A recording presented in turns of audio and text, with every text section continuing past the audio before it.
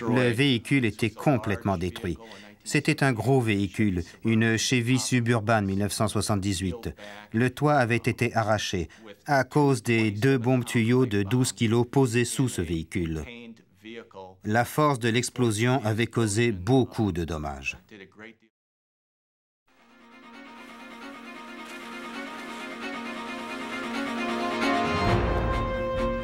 Les enquêteurs sont sur la trace d'un poseur de bombes dans l'État de New York aux États-Unis.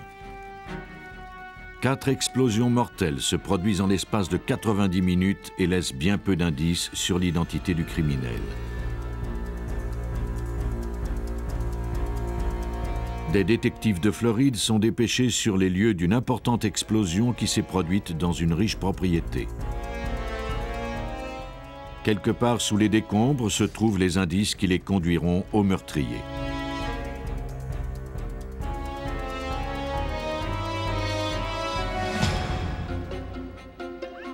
Les enquêteurs en explosion doivent recoller les fragments épars de ce casse-tête chinois. On déclenche parfois une enquête suite à l'explosion d'un colis piégé.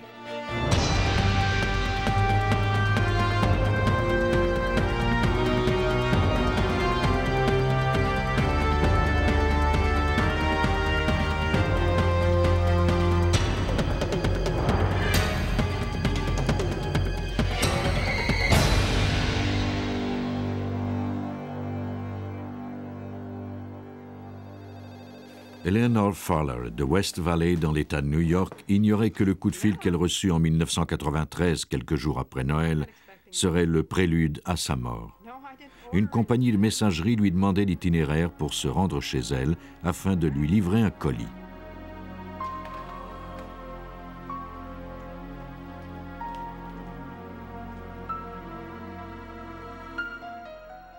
Eleanor téléphona à la police et se fit répondre que l'envoi de colis anonymes n'était pas un acte criminel.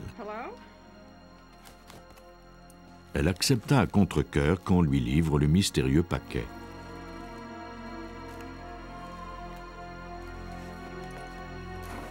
Elle l'ouvrit et enleva le papier journal chiffonné qui se trouvait sur le dessus.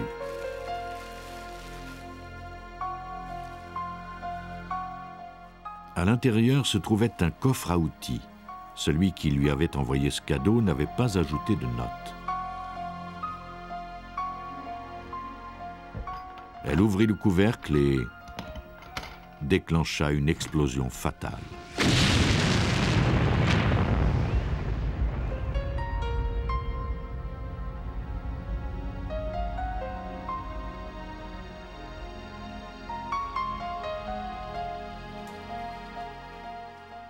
Eleanor Fowler était la première victime d'une série d'explosions dans l'État de New York. 5 autres bombes cachées dans des coffres à outils identiques furent livrées en l'espace de seulement 90 minutes. 4 d'entre elles explosèrent, tuant ainsi 5 personnes et en blessant 2 autres. L'ATF, c'est-à-dire le Bureau de l'alcool, du tabac et des armes à feu, dépêcha des enquêteurs de 3 de ces bureaux de l'État de New York, ainsi que des agents du bureau central sur chaque lieu d'explosion. L'ATF est une agence fédérale américaine qui est chargée d'enquêter sur les cas d'explosion.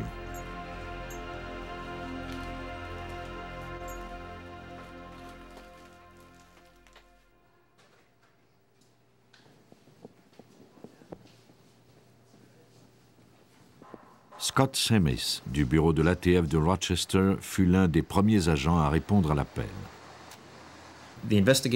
Cette enquête a commencé le 28 décembre 1993 lorsque j'ai reçu un appel de mon superviseur qui m'a demandé de me rendre à Buffalo, où il y avait eu plusieurs explosions, peut-être même des morts. J'étais à Rochester, à environ 1h30 de là.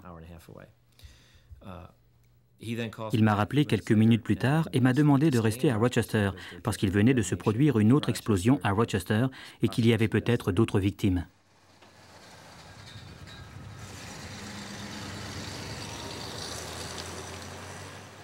Les 4 explosions consécutives requéraient non seulement les services de l'ATF, mais aussi ceux de la police. Sur chacune des scènes du crime, la première tâche des enquêteurs consistait à recueillir tout indice quelle que soit sa taille ou son apparence. Il était encore trop tôt pour savoir quels éléments pourraient indiquer qui avait envoyé les colis piégés. La plupart des indices consistaient en de petits fragments recouverts d'un résidu explosif. Pour déterminer le type d'explosif utilisé, on recueillit des fragments sur chacun des lieux qu'on envoya au chimiste légiste Doug Klapek du laboratoire de l'ATF à Rockville, au Maryland. Pour cette enquête, nous devions nous assurer que tout était remisé séparément à Rochester et que tout nous serait envoyé individuellement. Différentes personnes manipulaient les indices. Même si tout avait été placé dans des contenants hermétiques, nous voulions être sûrs que tout serait séparé. Pendant que le laboratoire analysait les indices, les enquêteurs tentaient de retracer l'origine des colis. Le poseur de bombes avait fait appel à un service de livraison locale et à la poste américaine, ce qui rendait la tâche difficile. Les livreurs poursuivaient leur travail sans savoir le danger que représentait le transport de leur cargaison.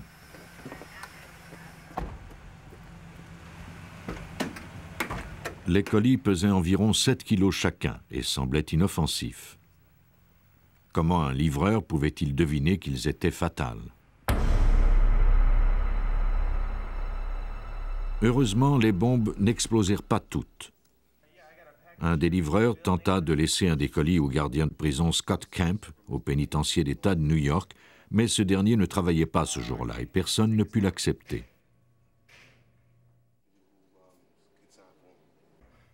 Le livreur, furieux de devoir revenir un autre jour, lança la boîte au fond de sa camionnette. Par chance, la bombe n'explosa pas. Cette bombe, ainsi qu'une autre qui n'avait pas explosé, furent désamorcées par l'escouade antibombes du bureau du shérif de Erie County. Elle fournissait aux enquêteurs de précieux indices sur l'affaire, en leur permettant de déterminer avec exactitude leur fabrication. À l'intérieur du coffre, il y avait un dispositif qui se déclenchait à l'ouverture du coffre, et non lorsqu'on manipulait uniquement le loquet. Ce dispositif déclenchait le détonateur, qui à son tour provoquait la mise à feu d'environ 2 kilos de dynamite. En plus, ce dispositif contenait environ 250 grammes de projectiles de sortes différentes, de 28 sortes différentes. La dynamite propulse les projectiles à une vitesse 10 fois supérieure à celle d'une balle, soit à environ 4 à 5 000 mètres par seconde. Un projectile peut même traverser le béton. Il existe deux catégories d'explosifs, les explosifs puissants et les explosifs ordinaires. Les explosifs puissants comme la dynamite et le C4 sont des explosifs commerciaux. Ils sont utilisés pour la démolition, l'excavation et certains usages militaires.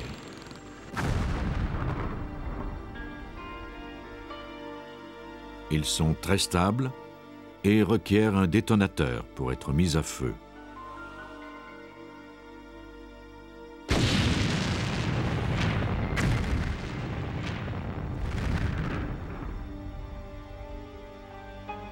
Les explosifs ordinaires sont composés de poudre comme celle que l'on retrouve dans les pétards ou dans les cartouches d'armes à feu. Ils sont plus faciles à mettre à feu que les explosifs puissants et sont le tout premier choix des poseurs de bombes amateurs. L'analyse des explosions de New York révéla que le criminel avait utilisé un explosif puissant.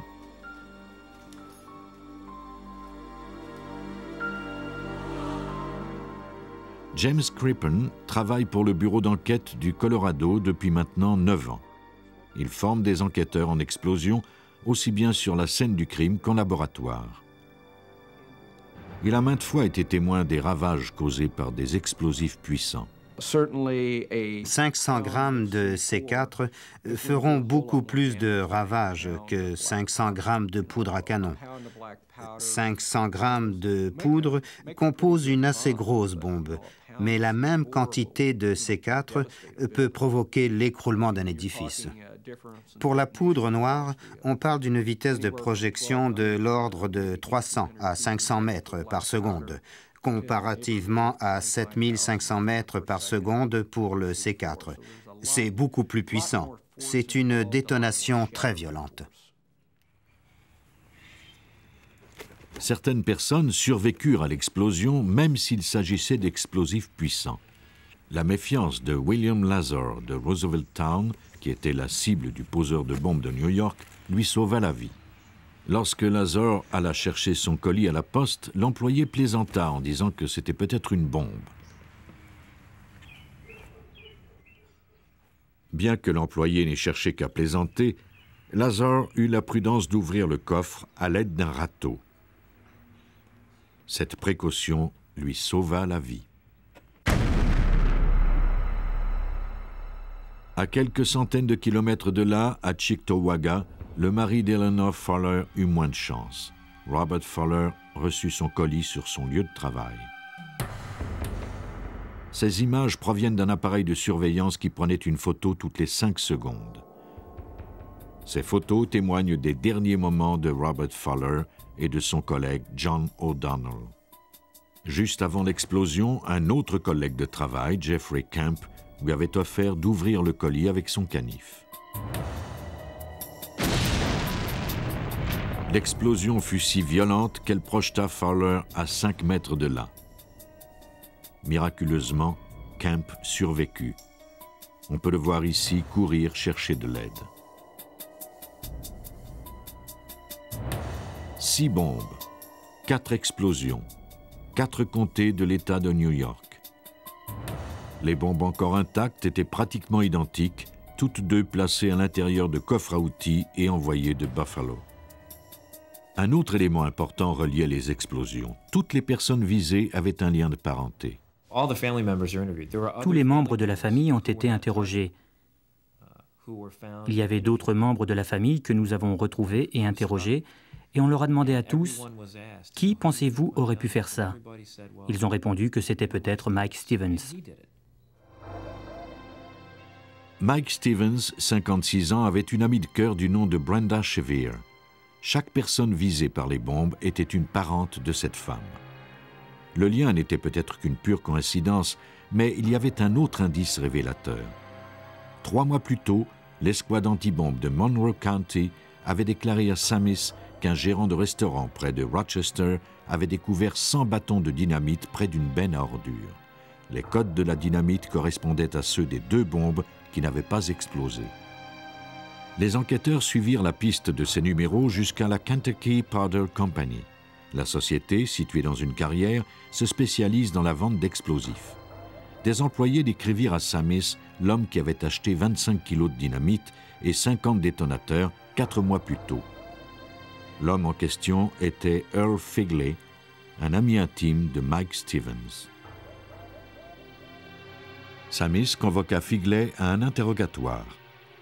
Lorsqu'on lui montra les preuves accumulées contre lui, ce dernier confessa qu'il avait fabriqué les bombes avec Stevens et les avait envoyées à la famille de Brenda.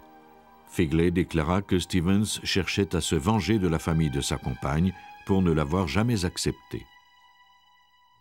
La relation entre Brenda et Mike devenait tendue. Et ce dernier avait commencé à enregistrer les conversations téléphoniques de Brenda. Dans toute bonne relation amoureuse, la famille soutient l'un des siens lorsqu'il est confronté à des problèmes. C'est ce qui est arrivé dans ce cas. Les choses n'allaient pas bien et la famille de Brenda lui a dit « Si ça ne fonctionne pas, pourquoi ne pas mettre fin à cette relation ?» La police disposait de suffisamment d'éléments de preuve pour faire arrêter Earl Figley et Mike Stevens, mais devait cependant étoffer sa cause si elle voulait les faire inculper. Il lui fallait trouver des preuves irréfutables.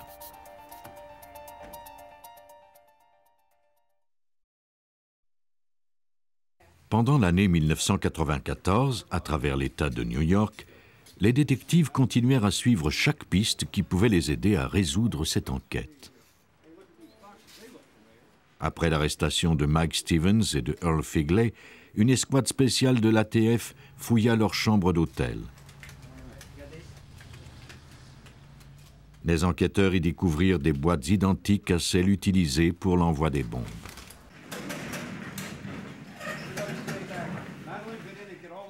Une piste conduisit les agents de l'ATF et l'escouade anti-bombe de la police de Rochester à un casier d'entreposage que Stevens avait loué plusieurs mois auparavant.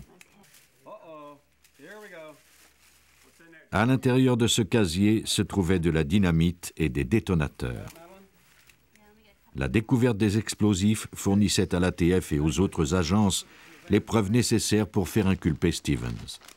Mais il n'y avait pas que des explosifs. On avait également découvert les déguisements que Figley portait lors de l'achat de l'équipement et de l'envoi des bombes. Une perruque, une fausse barbe et du maquillage.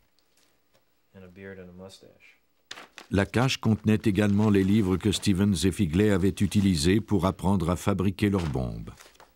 Selon James Crippen, le simple fait que ces livres existent reflète bien le risque de vivre dans une société qui prône la liberté d'expression.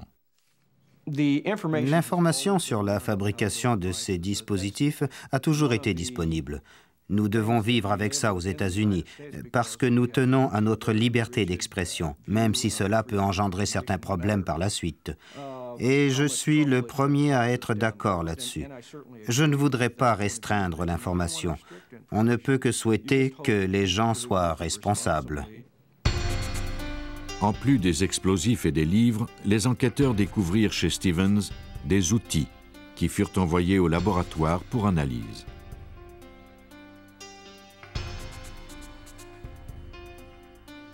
Au laboratoire de l'ATF à Rockville, dans le Maryland, les spécialistes examinèrent minutieusement des pinces coupantes découvertes dans la maison de Stevens.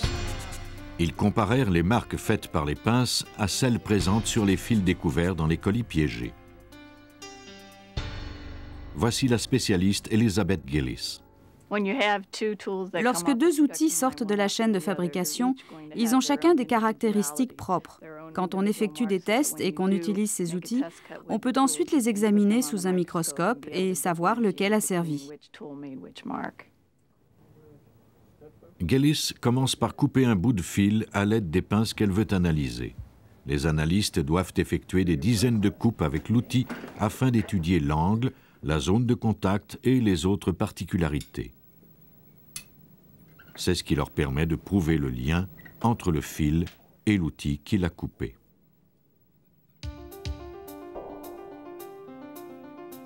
Elle place la coupe témoin sous le microscope et l'oriente afin d'obtenir le même angle que le fil découvert parmi les indices. À l'aide d'un ordinateur, elle superpose ensuite les deux images afin de voir si les coupes présentent les mêmes caractéristiques.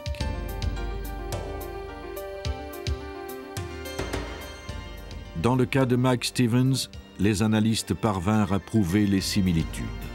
Les fils utilisés dans chacune des bombes avaient été coupés avec les pinces découvertes dans le sous-sol de la maison de Stevens.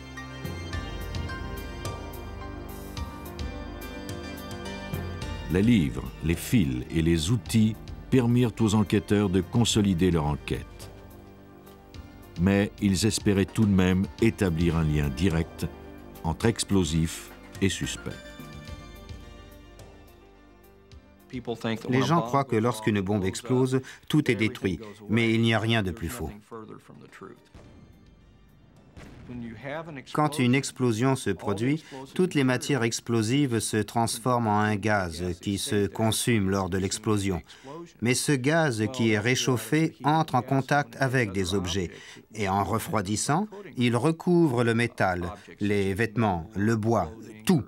Donc, non seulement nous disposons de particules qui n'ont pas explosé, mais nous disposons également de ce film gazeux qui s'est déposé et que nous pouvons recueillir pour le faire analyser. Au laboratoire de l'ATF de Rockville, au Maryland, Doug Klapek analysa les résidus des explosions pour déterminer quel explosif avait été utilisé. Une fois identifié, il vérifia si ces données correspondaient avec les éléments de l'enquête de Mike Stevens. Les résidus des explosifs s'évaporent rapidement.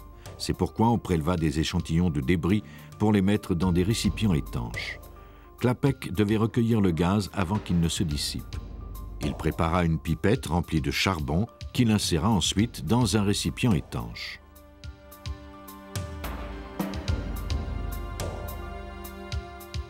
Puis il brancha cet appareil sur un vacuum. Pendant que le récipient était chauffé, l'air était aspiré par la pipette qui recueillait les composantes chimiques provenant des indices.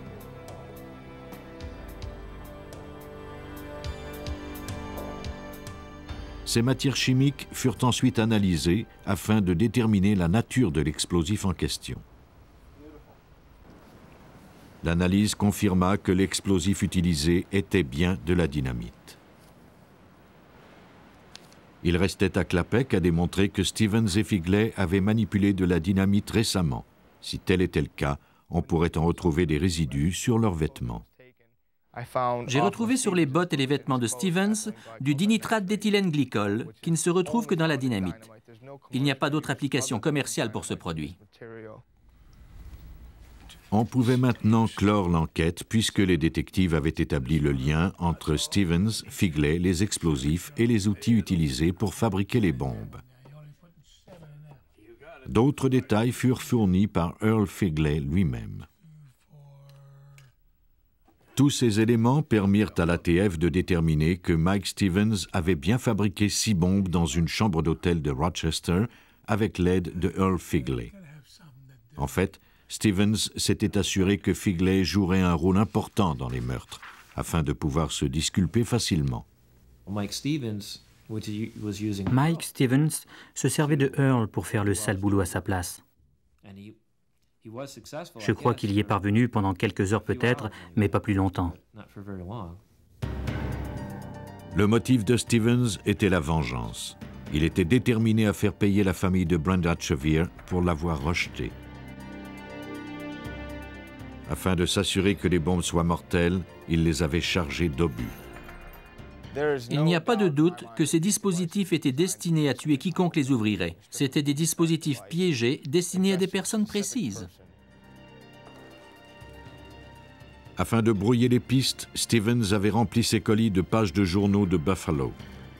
Ainsi, on croirait qu'ils avaient été envoyés de là-bas et non de Rochester où il habitait.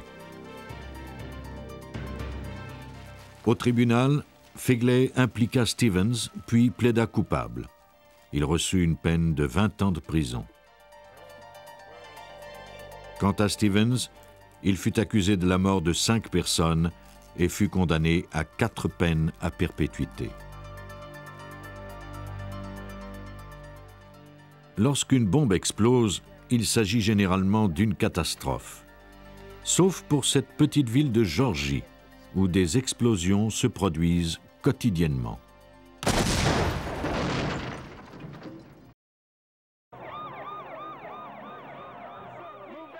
Le nombre d'attentats à la bombe ne cesse d'augmenter chaque année à travers le monde.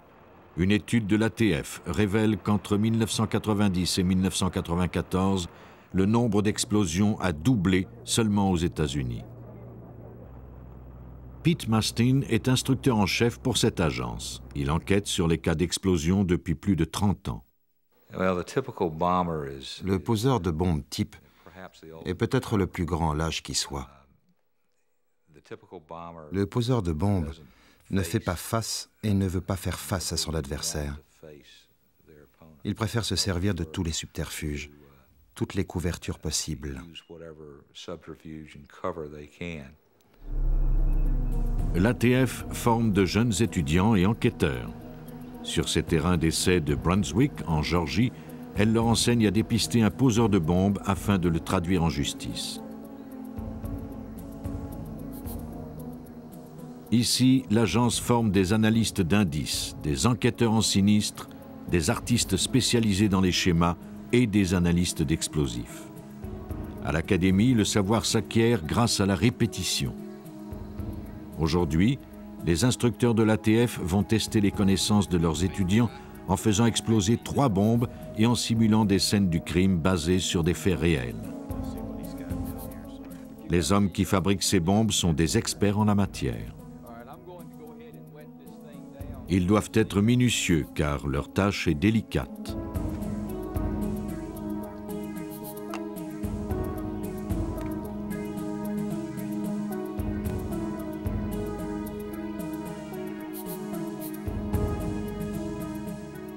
Il ne faut jamais sous-estimer la puissance des matières explosives. C'est la raison pour laquelle la fabrication de bombes par des amateurs peut s'avérer désastreuse, comme nous l'explique l'instructeur Larry Casey. L'information qui circule dans le milieu ne fait pas état des normes de sécurité. Et les informations sur les connaissances des procédés d'assemblage, qui sont très importants, sont totalement absentes. Il y a donc toujours un énorme risque que les fabricants eux-mêmes deviennent leurs propres victimes. Souvent, nous en constatons les terribles conséquences avec des jeunes gens qui faisaient des expériences dans un garage et dont on retrouve les corps déchiquetés et leurs outils un peu partout. Cette destruction et cette désolation, c'est ce qu'il y a de plus triste. Les instructeurs préparent la prochaine bombe en mélangeant plusieurs explosifs en un puissant cocktail.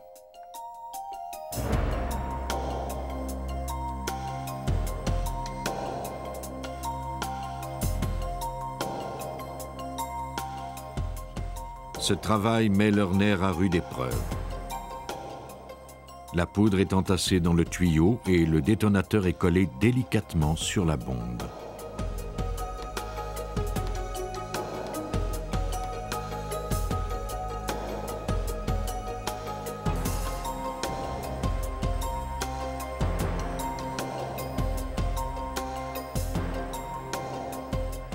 Parfois, on mouille les sièges du véhicule afin de protéger du feu certains indices qui serviront plus tard aux étudiants. On peut enfin faire exploser le dispositif.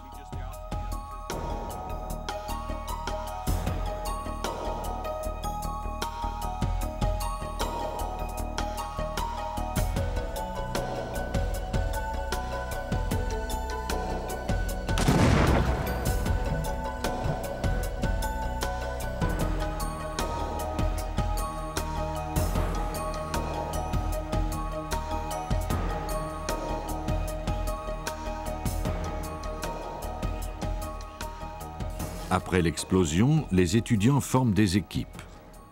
Les chefs d'équipe assignent une tâche particulière à chacun.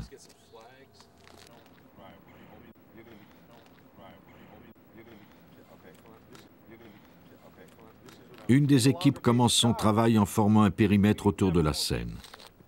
Elle divise ensuite le terrain en quarts et commence sa recherche de fragments.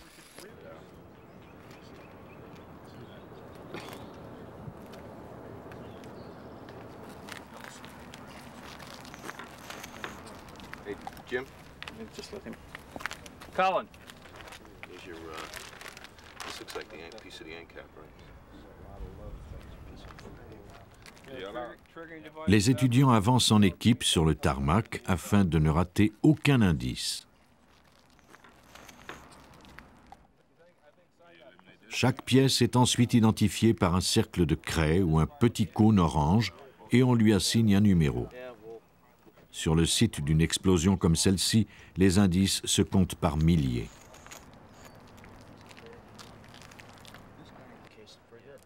Un des membres de l'équipe note les numéros d'identification et l'endroit précis de chaque indice.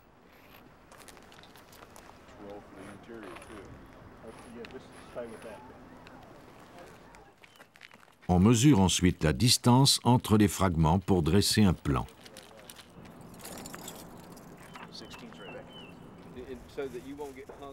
Une autre équipe examine avec soin les dommages causés à la voiture.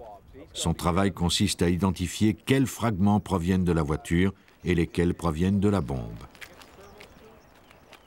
Pour la plupart des étudiants, c'est la première fois qu'ils travaillent à l'analyse des dégâts causés par une explosion. Ce n'est malheureusement pas la dernière. Même si la voiture semble complètement détruite, des indices importants sont disséminés au travers des décombres. À l'aide de marteaux, de hachettes et de leviers, les indices sont prélevés du véhicule. La voiture est littéralement disséquée par les étudiants qui prélèvent même des fragments de bombes logés dans le tableau de bord. Personne ne sait où se trouve l'indice le plus significatif. Les étudiants déplacent ensuite la voiture et examinent le dessous. Comme une bombe explose dans tous les sens, des indices se sont aussi logés dans l'asphalte.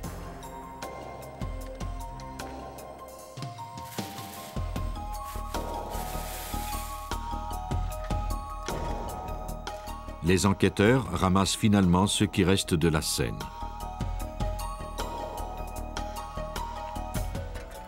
Ces débris seront ensuite examinés avec soin et tamisés afin que rien n'échappe à l'analyse.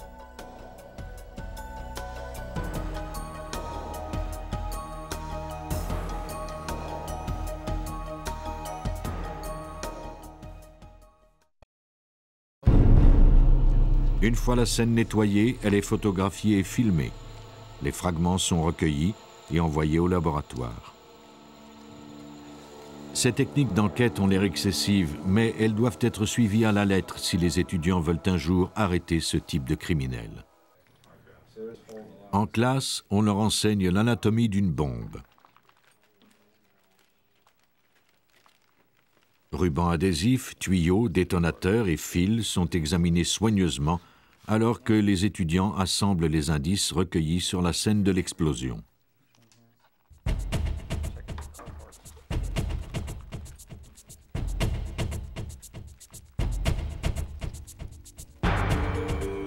La résolution de ce genre de crime dépend essentiellement des qualifications des enquêteurs, comme ceux que forme l'ATF.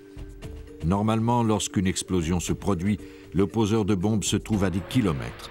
Mais dans ce cas-ci, en Floride, il était dangereusement près des lieux du crime.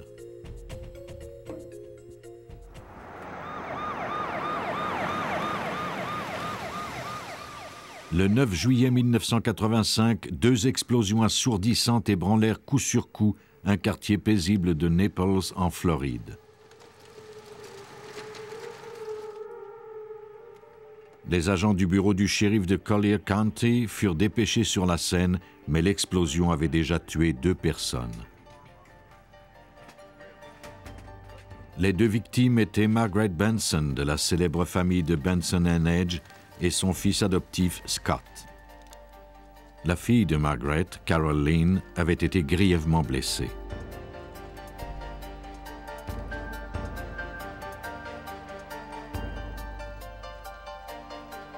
Les agents du bureau du shérif comprirent immédiatement qu'il ne s'agissait pas d'un accident. Ils demandèrent l'assistance de l'ATF. L'agent spécial Ralph Ostrovsky faisait partie de cette enquête. Tout au long de mes 22 ans de travail avec l'ATF, en particulier de mes années à Cleveland, où j'ai travaillé très souvent sur des cas de crimes organisés et de voitures piégées, je n'avais jamais vu une explosion de cette importance.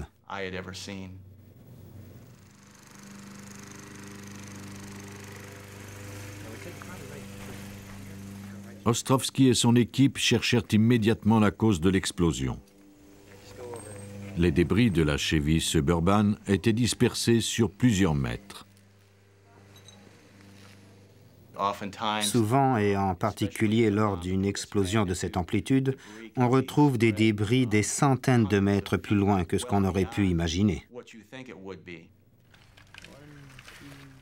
Les agents de l'ATF travaillaient de concert avec la police afin d'établir une procédure pour recueillir les indices. Les agents avaient maintes et maintes fois fait ce travail et savaient que ce cas serait long à résoudre.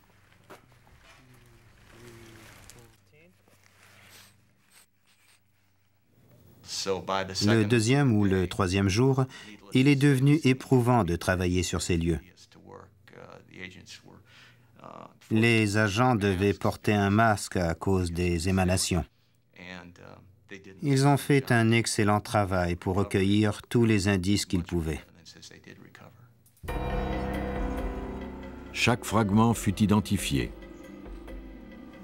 On se servit d'une craie pour indiquer l'emplacement des débris de l'explosion.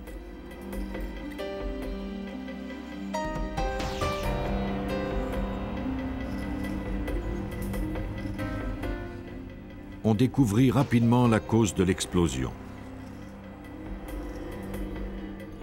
Les agents avaient découvert de gros morceaux de tuyaux de métal qui ne provenaient pas de l'automobile. De toute évidence, le véhicule avait été détruit par de puissantes bombes tuyaux. Les agents devaient découvrir comment elles avaient été fabriquées et qui les avait installées. Le véhicule était complètement détruit. C'était un gros véhicule, une Chevy Suburban 1978. Le toit avait été arraché à cause des 2 bombes tuyaux de 12 kilos posées sous ce véhicule. La force de l'explosion avait causé beaucoup de dommages.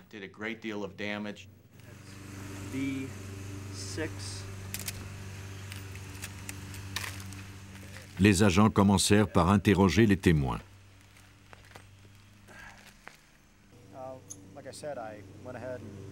La première personne à qui ils s'adressèrent fut Stephen Benson, le seul membre de la famille qui n'avait pas été blessé.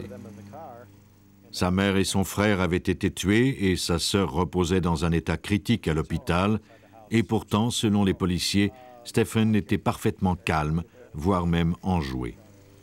Son comportement éveilla les soupçons du shérif de comté, Tom Storer. J'ai tout de suite senti que quelque chose clochait. Cela n'était pas compatible avec la catastrophe qui venait de se produire. 24 heures après l'explosion, Stephen Benson refusa de parler directement à la police. Toute question devait dorénavant passer par son avocat. Mais les soupçons envers Benson ne devaient pas pousser les enquêteurs à tirer trop vite leurs conclusions. Jusqu'à présent, ils ne disposaient d'aucune preuve de son implication. Il était encore trop tôt pour porter des accusations et ils ne pouvaient pas se permettre de suivre une fausse piste.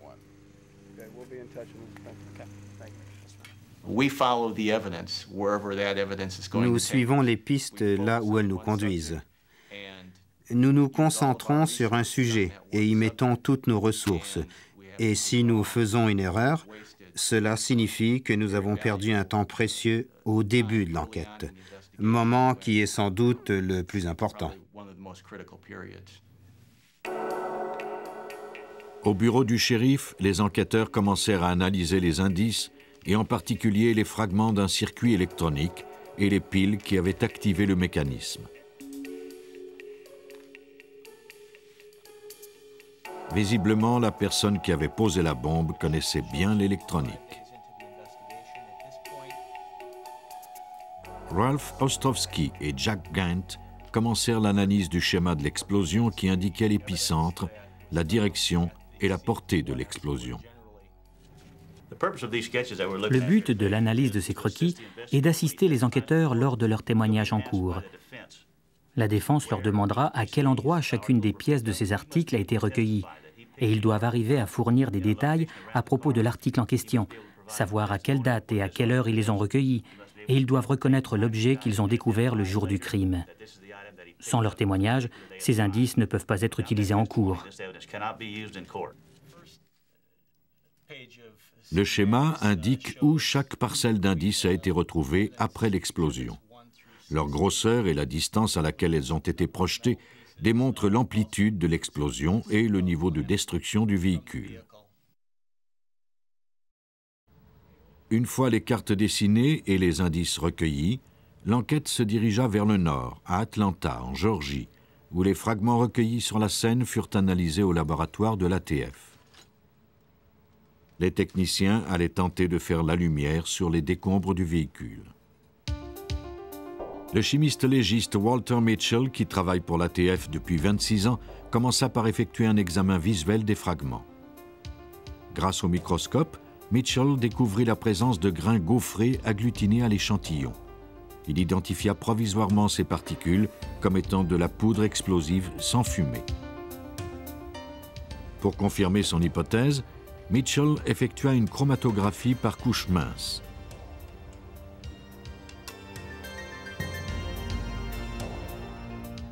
Il commença par recouvrir une feuille de verre d'une couche absorbante où il plaça un échantillon de poudre sans fumée ainsi qu'un échantillon de la substance inconnue.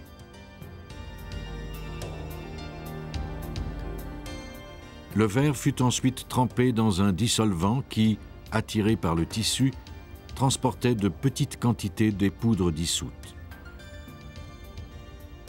Si les poudres étaient de la même nature, elles allaient parcourir la même distance sur le verre et formeraient des marques de la même couleur et de la même longueur. Mitchell enleva la feuille et la fit sécher. Il plaça ensuite le verre sous un rayon ultraviolet pour comparer ces deux échantillons. La couleur de la poudre sans fumée était identique à celle de l'échantillon inconnu. Une comparaison de la longueur des marques démontra également qu'elles étaient identiques. L'hypothèse de Mitchell était juste. On s'était bien servi de ce type de poudre pour faire exploser le véhicule de Naples en Floride. Mais les scientifiques du laboratoire ne disposaient d'aucun indice reliant le poseur de bombes au fragment. Il fallait découvrir d'autres indices. De retour à Naples, en Floride, les enquêteurs découvrirent l'origine du tuyau de métal qui, selon leur analyse, contenait les bombes qui avaient tué les Benson. Les tuyaux portent généralement l'estampille de leur fabricant. Heureusement, le logo n'avait pas été détruit et on put le faire identifier. À Naples, une seule compagnie les vendait au détail. Un employé du magasin déclara aux enquêteurs qu'il avait vendu ces tuyaux quelques jours plus tôt à un homme qui portait une casquette et des lunettes de soleil. L'acheteur lui avait dit qu'il travaillait pour une compagnie de construction appelée Del Rey. Les enquêteurs découvrirent plus tard que cette compagnie n'existait pas. Ils réquisitionnèrent les factures pour les faire analyser. Les signatures n'étaient que des barbouillages, mais le papier lui-même contenait peut-être un indice important. L'empreinte de la paume d'une main était effectivement sur la facture. Suffirait-elle à établir un lien entre le suspect Stephen Benson et l'explosion? Les autorités obtinrent de Benson qu'il fournisse une copie de ses empreintes. Les enquêteurs espéraient prouver que l'empreinte de la facture et celle de Benson étaient identiques. Dans cette affaire, les empreintes de paume qui ont été découvertes sur les factures étaient en excellent état et nous avions 65 ou 70 points d'identification. Tous étaient convaincus que ces empreintes étaient bien celles de Stephen Benson. Une enquête sur les antécédents de Benson révéla qu'il avait toujours été fasciné par les explosifs. Dans un livre souvenir du collège, il avait écrit une dédicace à une amie où il mentionnait qu'il avait hâte de la revoir pendant l'été pour faire bombance. Nous avons découvert qu'il avait commencé il y a longtemps à faire des expériences avec les explosifs en Pennsylvanie. Nous avons parlé à des témoins qui l'avaient déjà vu jouer avec des pétards et des dispositifs de type M80 et M100 qui étaient munis de tubes de cuivre. Il utilisait des télécommandes pour faire exploser ces pétards.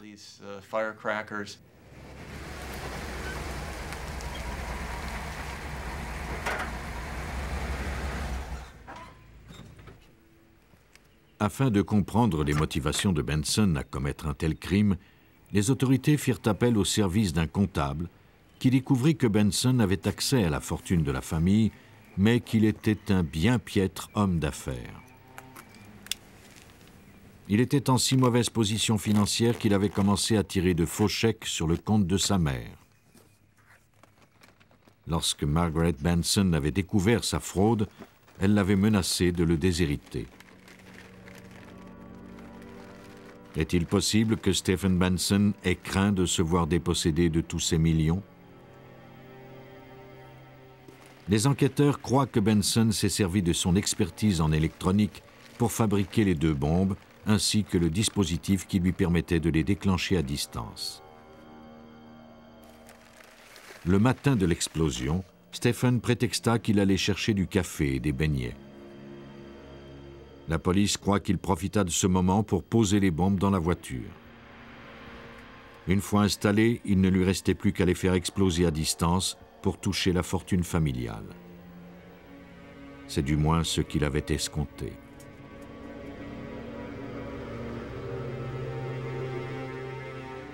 Après avoir mis les bombes en place, il était revenu à la maison environ 45 minutes plus tard.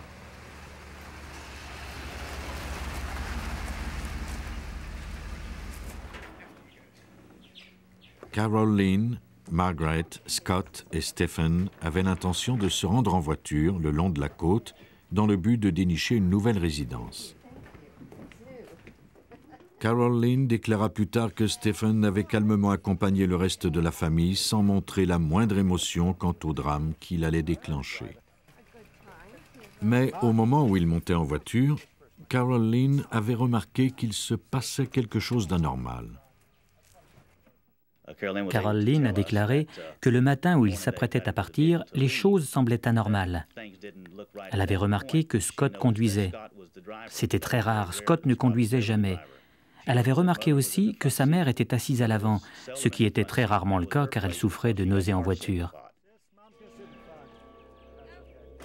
Selon son plan, Stephen s'était assuré que tout le monde monte en voiture.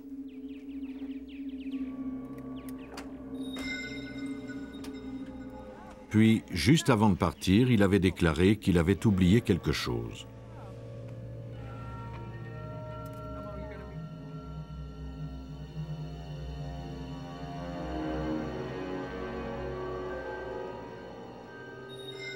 Il avait disparu à l'intérieur de la maison.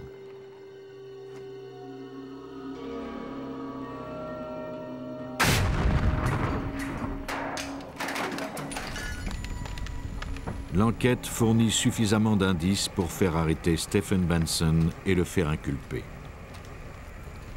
Il fut condamné à la prison à perpétuité. Les bombes sont fabriquées avec des matériaux d'usage courant. Elles sont faciles à cacher, mais dévastatrices, et peuvent exploser n'importe où et à n'importe quel moment. C'est cette triste réalité qui pousse les enquêteurs à découvrir la vérité. L'enquêteur a néanmoins un avantage. Le poseur de bombes laisse toujours son arme sur les lieux du crime, ainsi que sa signature.